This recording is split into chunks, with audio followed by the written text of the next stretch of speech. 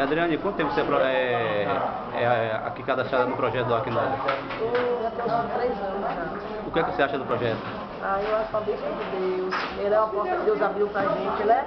E a gente entendeu que ele casa, o Merengue já chega a morar frente, né? O que é que você recebe aqui na Aquinove? Aquinove dá nome, feijão.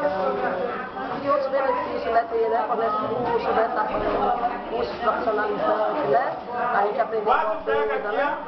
Você acha que o projeto ajuda muitas pessoas na comunidade? Com certeza, ajuda, né? A comunidade carente, né? E esse Danone aí, você vai dar pra quem? Vou dar pros meus filhos. É os seus filhos, né? Meus filhos, eu tenho 2 bênçãos de 2 anos, outro de 4, né? As minhas bênçãos, já chega na hora certa, a gente já tem nenhum lanche em casa, Deus já prepara a bênção na hora certa, né? Você sabia que o Mesa Brasil, que faz essa parceria com a Aquinove, já viu falar no Mesa Brasil? Já ouvi falar, já.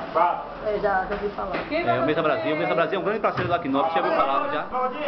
Pronto. Eu quero agradecer a você, né, pela presença e continue vindo aqui no Aquinove. Tá, Deus abençoe.